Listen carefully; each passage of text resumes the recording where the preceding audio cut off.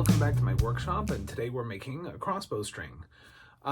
So right off the bat, like one of the fundamental differences between crossbow strings and regular handbow strings are that crossbow strings are typically a lot fatter. Now the reason for that is because on a regular arrow, from a handbow, arrows have nocks in the end, and these are essentially little grooves that fit around the string and keep the arrow in place while the archer's drawing, taking a bead, and shooting. With crossbows, bolts don't really have nocks on them. Usually it's just cut off flat on the end. And so you really need a bit more string there to have a good point of contact for the string to push against the bolt when it shoots. The other key difference is, and I've talked about this in previous videos, that crossbow prods, the bendy bit at the front, they typically are quite a bit stiffer than hand bows. So the draw weights, certainly on the ones that I make, are anywhere from 70 to 150 pounds. However, on medieval crossbows and Renaissance crossbows, again, as I've mentioned in previous videos, they could be in excess of 1,000 pounds. So you can imagine a string big enough, strong enough, and thick enough to hold the spanned weight of 1,000-pound prod. It's got to be pretty significant. And of course, a string that's thick enough and strong enough to withstand the shock of when the string is released and the shot is taken. Because right at the end of that power stroke, it's just like hitting a wall, and especially in the end loops where the string hooks around the nocks of the prod, it needs to be really strong. So the way that they made strings during the medieval period was very thick. They typically made them out of hemp or linen, other organic materials, and they made them with reinforced loops. So I made this string a couple of years ago, and you can see it's got the main center part of the string here, which has been served with that thread. You can see how thick that is, and then on the end loops here, it's about the same thickness. And the reason is because there's an extra loop of string that goes around this area here to really reinforce that. Where on if you didn't do that, you'd essentially have the end loop of the string being half the thickness of the center.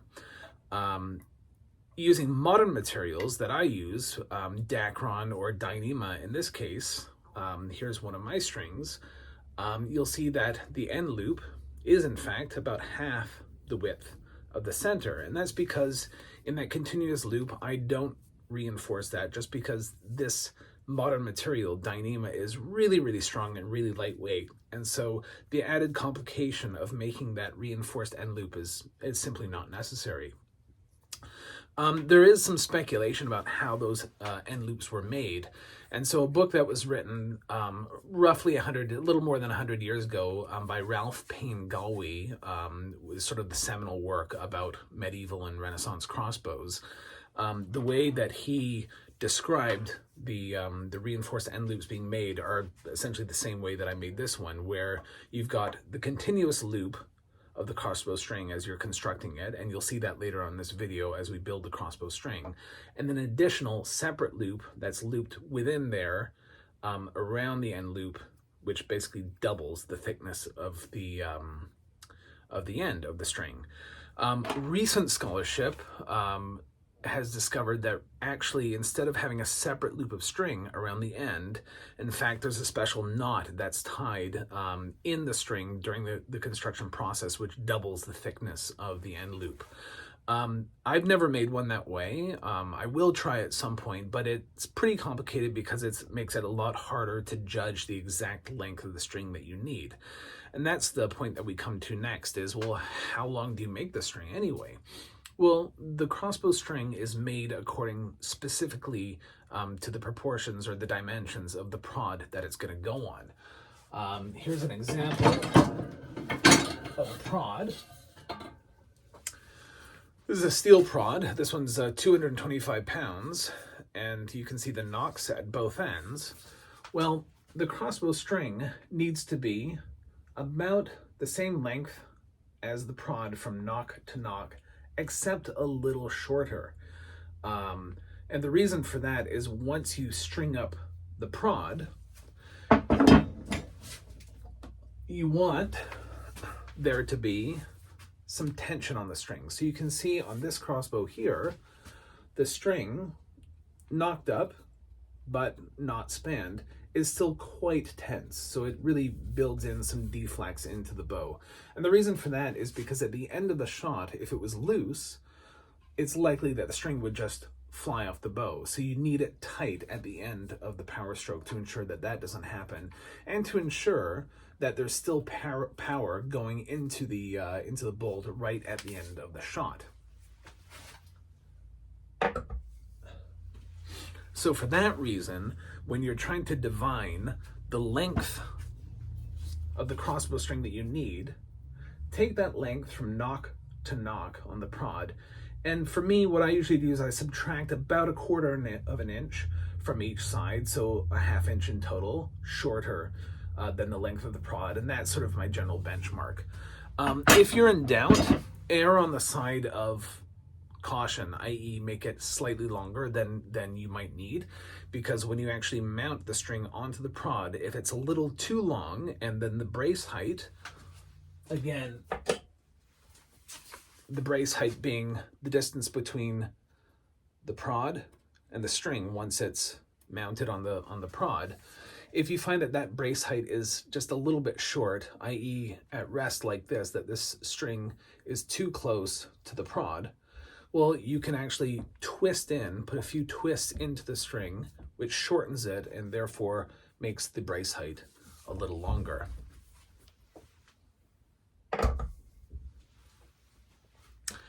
So that's generally the general principles involved in making a crossbow string.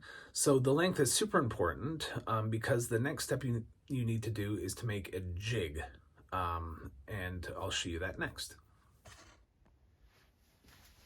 Now, in terms of the materials that you're going to need to work with to make the string, obviously you need the string material itself.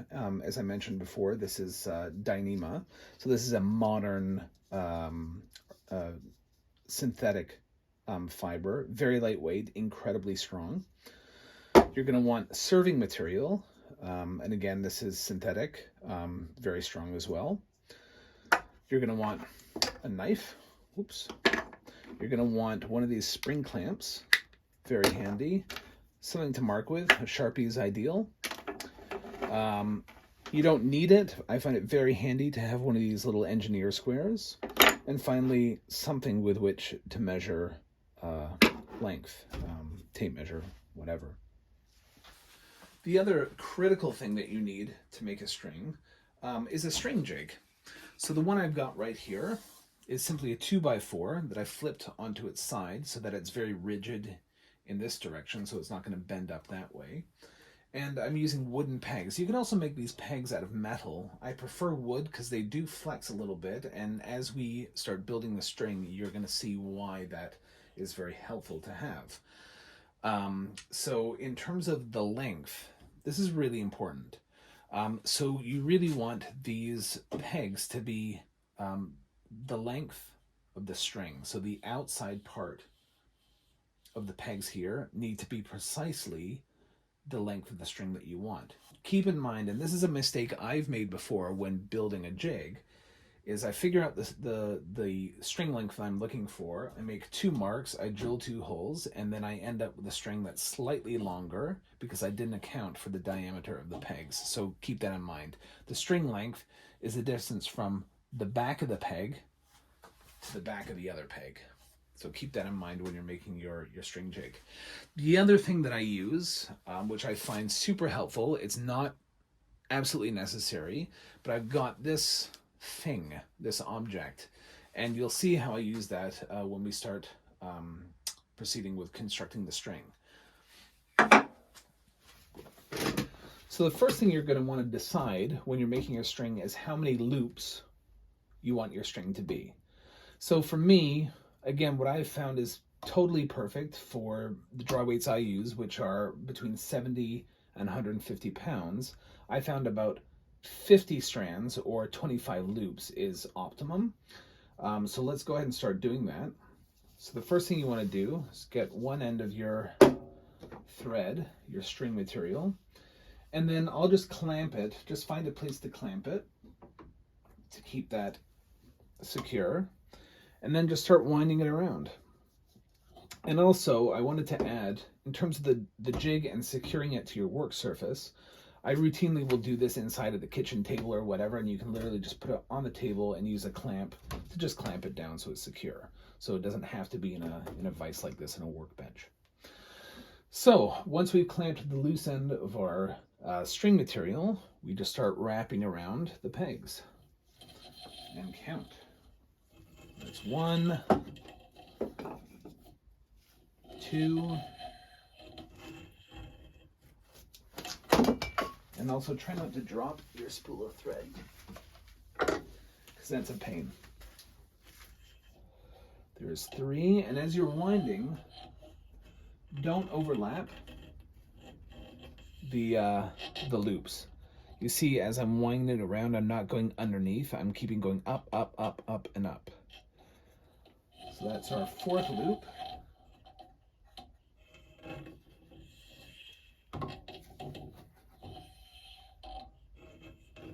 And you want to keep the tension on pretty well. It doesn't have to be super, super tight, but you want it fairly good tension so that these strings aren't all floppy. And as you're going, you can just slide them down a little bit. This Dyneema thread that I'm using is actually pre-waxed, so it's quite sticky.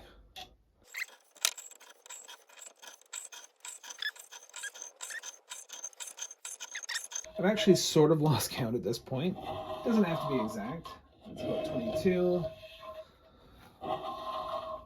23, 24, and 25. There. So really get those all squished back together again. Again, with pre-waxed thread like this, it's a little tricky because it's very sticky. I can cut that.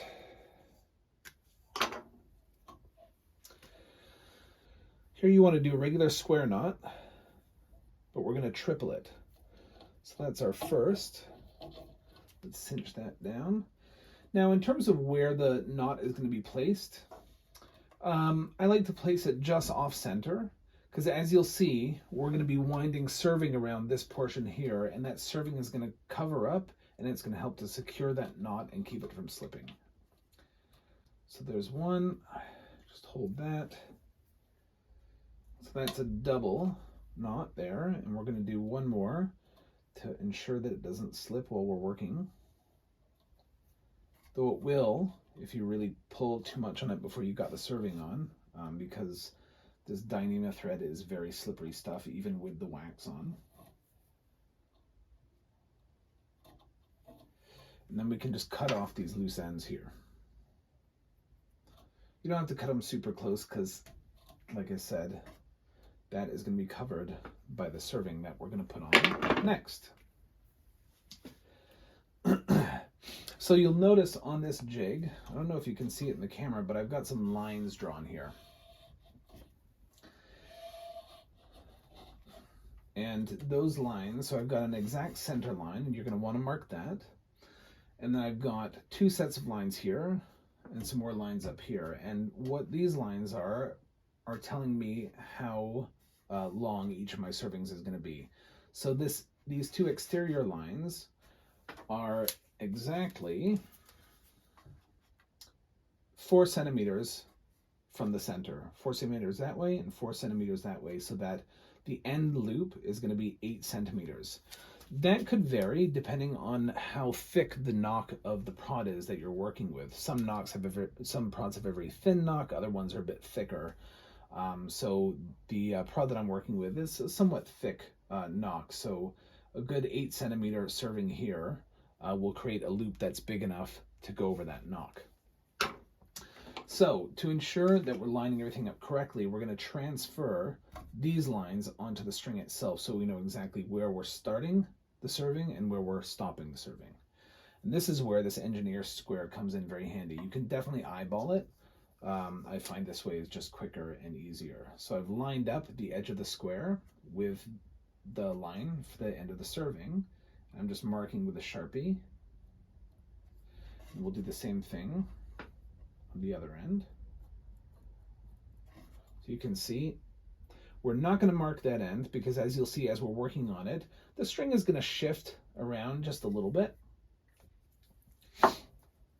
And we're going to realign it once we start to work on the other side. So what we're doing right now is we're serving the end loops. So ultimately, when we're done, these two sides are actually going to slide around and go around these pegs, because these are actually going to be end loops that go around the nocks of the prod.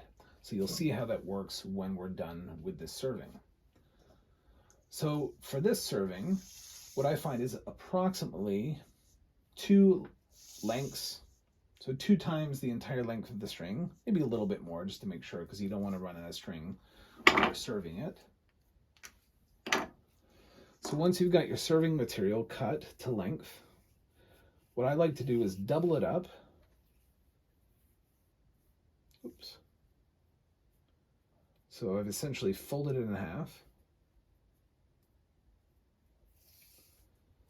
And at the other end, you've got your loop. And you're going to just take that and put it around and then draw the loose end through so that it's secure. And we're just going to position that over that first mark, making sure it's nice and tight. These little end threads, one of the advantages to the waxiness of the string is you can really sort of, they almost stick down. And as we serve it, that's actually going to go over that knot and those threads, and that is going to be rock solid.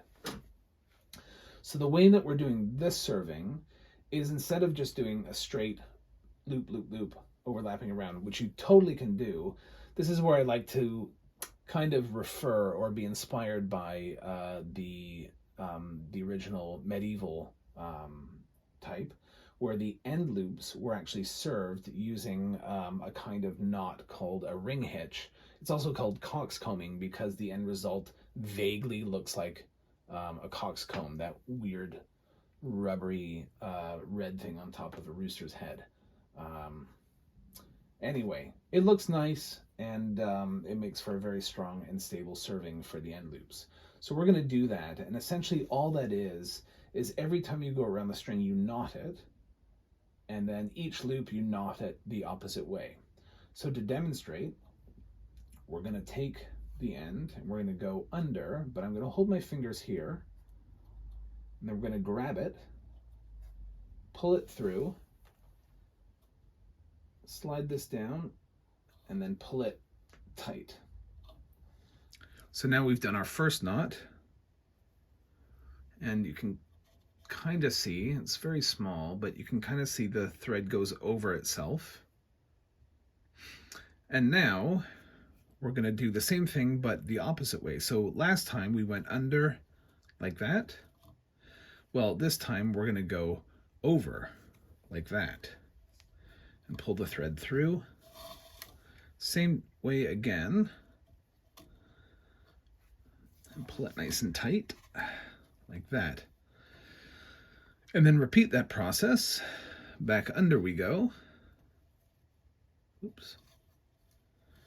So you see that each loop that we're working on, you tie the knot in the opposite direction. Now, when I first started making this type of string with this type of serving, I would always get confused as to, wait, do I go over, do I go under? But I realized a simple way for me to keep track of this is, when you look at the previous knot that you made, if the loop is going over the loose end that you're looking for, that means your grabbing fingers here can go over that loose end as you pull it through. And that's how you keep track of it. Now this time, these loops are going under the loose end, so my fingers go under and the string goes under. And that's how I keep track of where I am, because it's a pain if you do it the wrong way and don't realize it until you get further down. Then you need to undo it all and redo it. The other thing you'll notice is sometimes these, because we're doing double threads at once, Sometimes they'll overlap a little bit. That's totally okay. But if you're careful, you can keep that from happening just by keeping these two threads flat together as you're tying the knots. Before we keep going with the serving all the way down, that's where this block of wood comes into play. And what you can do is insert it, and that just spaces these strings out. So you've got more room to work. And also it creates an extra bit of tension on the string, which actually makes it easier to serve. So we'll zoom back in here and then continue with the serving.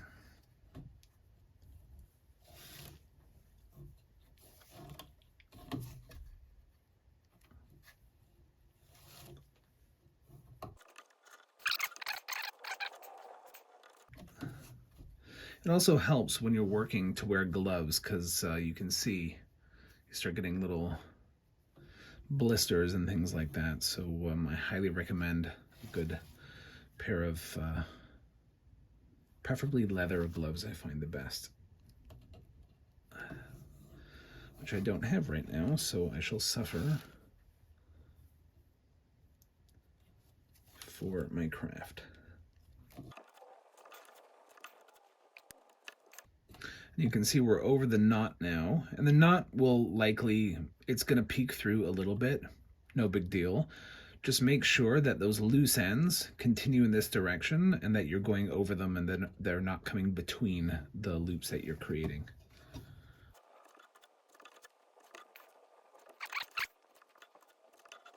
You can see the pattern starting to form from these ring hitches. That's what's called the coxcombing. I mean, it doesn't really look like a rooster, but that's what you want to call it. That's just fine.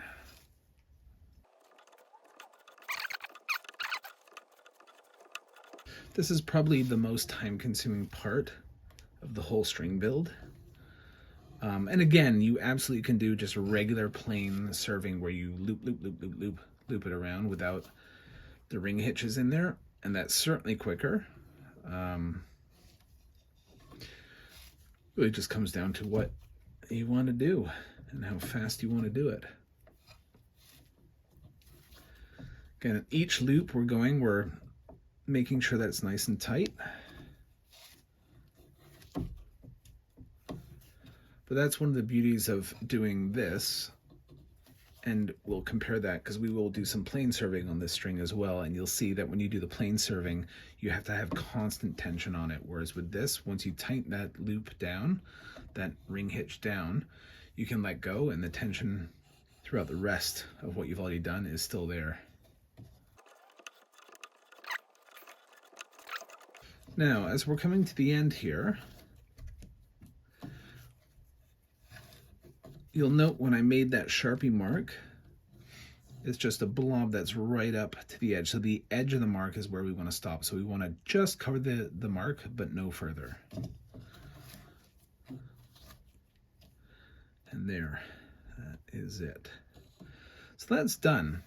Now, to finish this and secure it will actually happen in the next step when we serve the end loops together and actually make the loop. And you'll see how that works next. But for now, I like to leave a little bit of length, maybe 3 or 4 inches or so, just so it's easier to work with, but enough that I can still pull on it to make sure that it's tight. So that's done. Now you're going to do the same thing on the other side. So to get that ready, as I mentioned, as you're working, the string will shift around a little bit. So we're going to take out the spacer here, and we're going to realign everything to make sure that it's lined up with the measuring marks that we made on the jig. And then we're going to make marks on the other side of the string, so we know where to stop and start the ring hitch for the loop serving. And then we're going to do that whole process again. So we've got the jig flipped around now so that the next side is facing us. We've made sure that the ends of the serving are lined up with our serving marks on the jig. And then we're simply going to mark out the start and end points again, just like we did with the first side.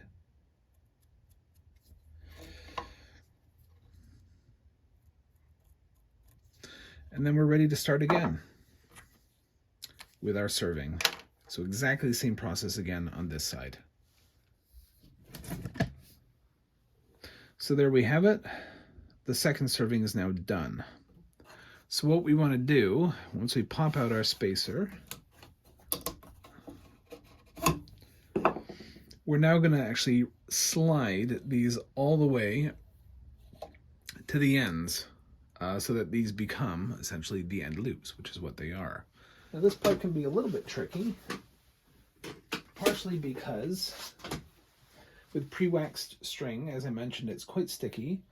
And secondly, because what you do not want to happen, I cannot emphasize this enough, is you do not want the bundle of strings to slip up and off of the end pegs. Because if that happens, it's theoretically possible to get it back on again without it being too much of a tangled mess, but in my experience, that is difficult. So be careful. So all we're really going to do here is we're going to pull one end that way and the other end in the opposite direction, sliding the whole arrangement around. Again, very sticky. I'll loosen it up a little bit. And as I mentioned when I was originally talking about the jig, using wooden pegs is great because they do flex a little. So when you move the string up towards the top, the tension goes down. You can see it's a little bit looser now. That'll make it easier to slide things around. So as you're sliding this, keep an eye on both. And if you see that string start creeping towards the top, just push it down again a little bit, because like I said, you do not, absolutely do not want the string to slip off the pegs. So there we have it. So we've slid it around. I'm going to now focus in on one end. So we've slid it around, and we want to make sure that the ends of each of these servings are pretty much lined up. What you will find, there is probably going to be a little bit of variance. When you've got these ones lined up, the ones on the other side might not be perfectly lined up. That's totally okay, because as you'll see in the next step, we're going to actually pinch that together and serve it all the way this way, and the serving is actually going to overlap these two ends just a little bit. So if it's not even, that's okay, because the next serving is going to cover that up. So that's the next step, is getting that pinched in and served. So to do this serving, the first thing we're going to do is mark where we want the serving to stop. It's going to start up near the top here, and like I said, it's going to overlap these ends just a little bit, and we're going to carry it down. So I've already marked the end of the serving here on my jig, and there's really no rule of thumb. Personally, I like to have it so that this serving is roughly the same length as the distance between the end of the end loop and this part of the serving. So that measurement to about there. But it's really up to you, as long as it's enough that it's very secure, because that is going to close that loop and keep it securely closed so that it hangs on the knock of the prod nice and securely. So I'm going to use the marks that I made using my engineer square so that it lines. We're basically taking this mark and we're going to replicate it here on the string. Our Sharpie as before. That's about right, maybe a little more.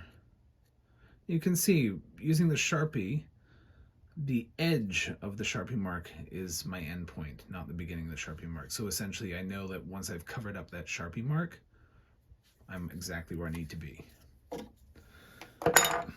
So for this one, you basically need half as much serving thread. So roughly about the length of the string, the overall string that you're working on. I always give it a little extra because, like I said, you definitely don't want to run out of string while you're doing this. If you do, you can work around it, but it's not going to look as nice. So always give yourself extra. So in this case, we're not doubling up the string the way we did with this one. We're simply going to do a simple wrapped serving without the ring hitches. So we're going to go around the far side of the bundles here, the far side bundle, loop it around, and we're going to tie a knot, just a simple one loop through underneath there. And I like to tie this so that the loose end is pointing in that direction, because that's the direction our serving is going to go, so we can make sure that it serves right over that. So the next step is to make sure that these two ends are also going in that direction, because we want those served over as well. And if they're flopping around and hard to control, just temporarily just stick them between the cord bundles to keep them out of the way. And now we're going to pinch it closed, and without pulling too tight, because you don't want to release that knot, we're going to start bringing it around. And sometimes I even like to go backwards once or twice, back in that direction once or twice, to make sure that it's looped over itself and is very tight. So once you've done that, then you can pull it tight. And I can see that it's nice and tight and secure. And now we're ready to just continue that serving forward. And you'll notice that the whole time I'm keeping lots of tension on this so that it doesn't loosen up all the loops that we've previously done. So we're just going to carry that serving forward towards the center of the crossbow string, loop after loop, and once you get about halfway to the Sharpie mark, to your end point, you're going to pause, because at this point we've actually looped over enough of these loose ends. So we're going to pause, and we're going to use one of these clamps to secure the thread.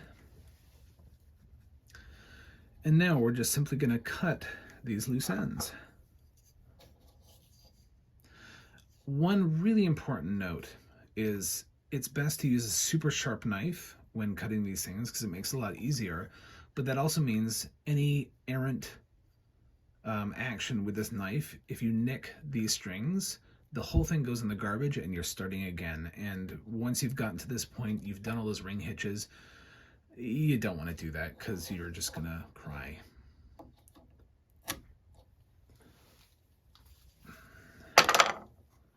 So pinching here to keep that tension on as I release the clamp. Okay, it clamps off. Bringing that tension again, and we're ready to continue the serving.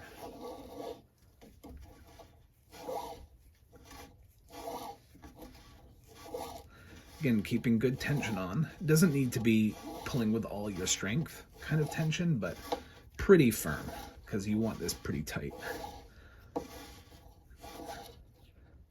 And then just keep on going.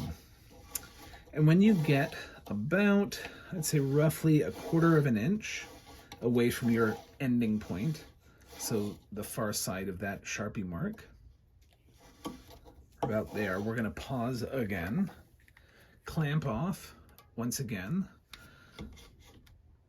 keeping that tension on, and now we're going to insert something called a bite, B-I-G-H-T. At least I think that's what it's called. And all that is a loop of string. And I've used a piece of the actual the thread, the string material itself, because it's nice and thin and it's slippery. So all I've done is take one piece, I folded it in half, and so the end that is the loop, all we're going to do is put it behind the thread that we've clamped, and we're going to just squish it up there so it's secure, and lay it across, lay the loop end. Remember, the loop goes towards the center of the string, and the loose ends go the other way. And as we continue the serving to the end point, we're going to serve around obviously the crossbow string, but also around that bite. And then that bite is going to be the tool that enables us to finish and secure the loose end, as you'll see in a moment. So again, as before, we're going to unclamp. We're going to hold on, keep the tension. We've unclamped. And continue the serving. And you can see, sort of, let me pull that around a little bit. You can see we're now actually serving around the bite as well. And we're right there. We've just covered our Sharpie mark, so we know we're done. So again, pinch there, and that keeps the tension on. And with this end loop of the bite,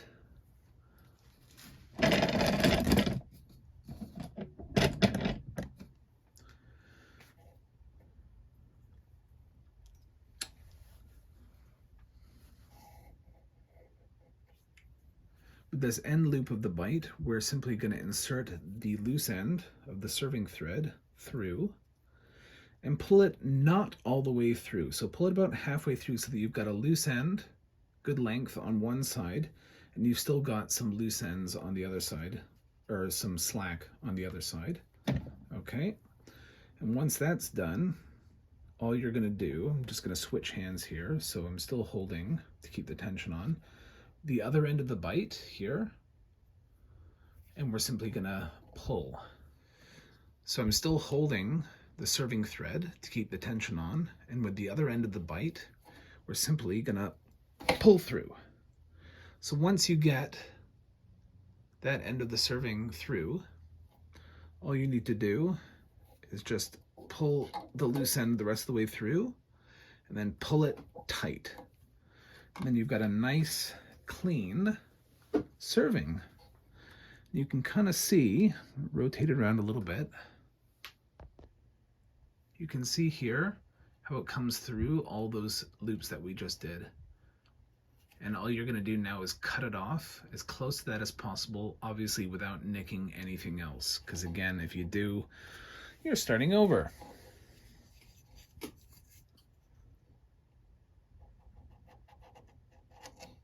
There. Job done.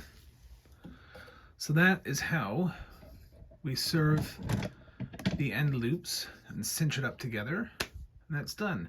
Now you're going to do this exact same process on the other end.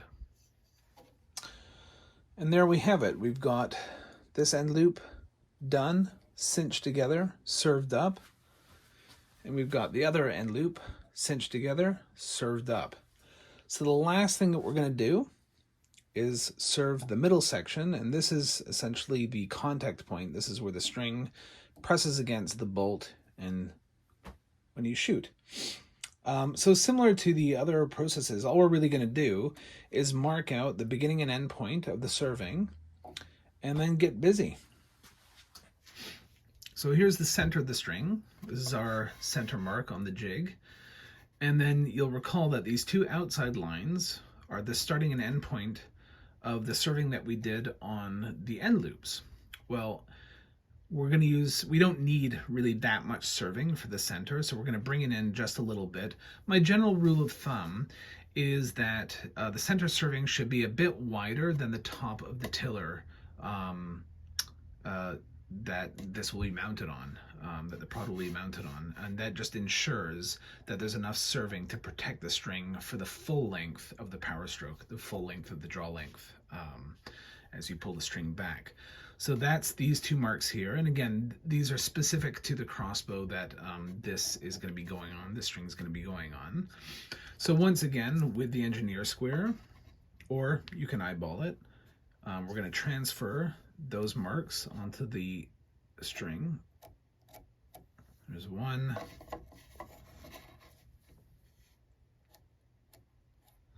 There's two.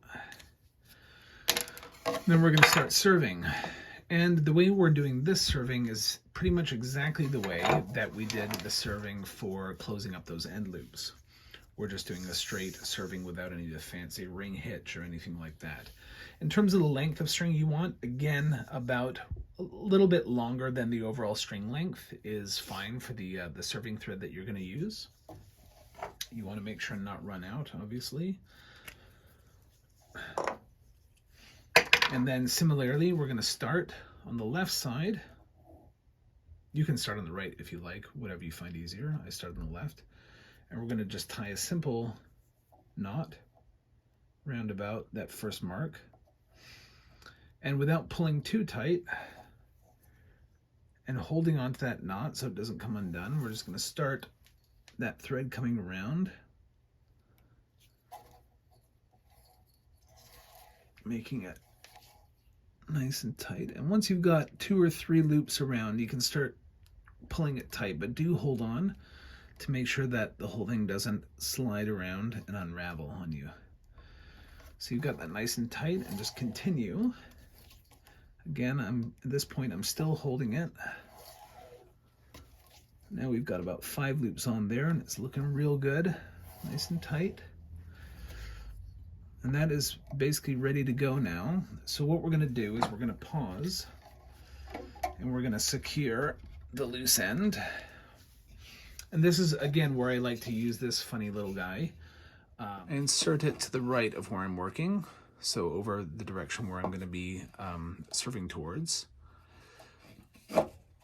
And all that's doing is adding an anchor point so that when I'm serving, I can use both hands to serve, and I don't need to be holding the string steady so that it doesn't keep pulling towards me as I'm trying to serve. That's all that's for. It just creates more tension and a good solid anchor point that's close to where we're serving towards. So now that's in place, we're going to release that loose end, keeping the tension on, and then just start serving. And that's all there is to this. I mean, it's very straightforward. You just keep looping it around and around and around. And of course, it's going to go over that little loose end, which means that that knot at the beginning will be super secure, will not come undone. And you'll notice as you're serving, the string is going to rotate around and stuff like that. So the marking might be on the other side, but just keep an eye on it. We're not even close yet.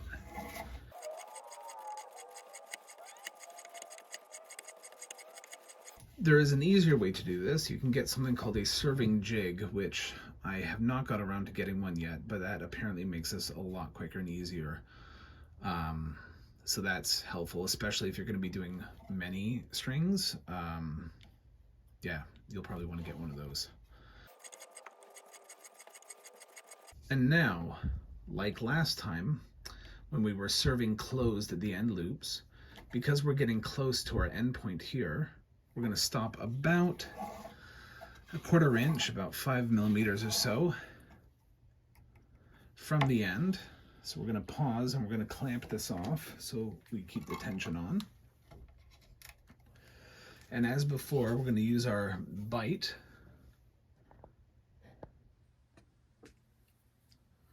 Remember, that's just a simple length of string that's folded over. There's our end loop. It's almost like a floppy needle and thread is the way I like to think about it. So that goes under and behind that end, and just sort of pull it over so it stays in place. Pinch that as we release the clamp. And then we can continue serving over the string and over the bite until we get to our end point.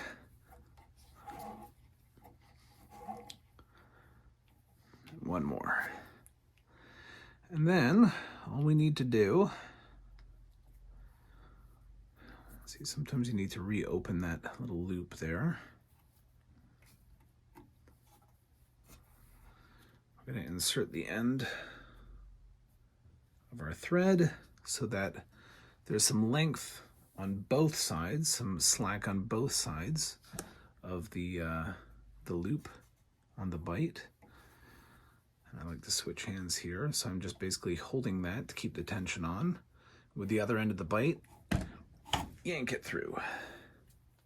Before you let go, take that loose end, make sure it's pulled nice and tight, and voila, all done. And you can see how nice and clean that is.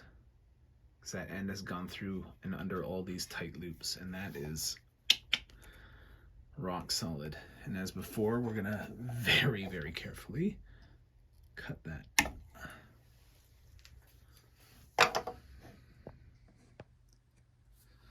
Take out that block, and that's it. We're ready to pop the string off. This is quite gratifying. Slide it up over the pegs. You can see it was so tense that it's actually quite stiff. And that's it.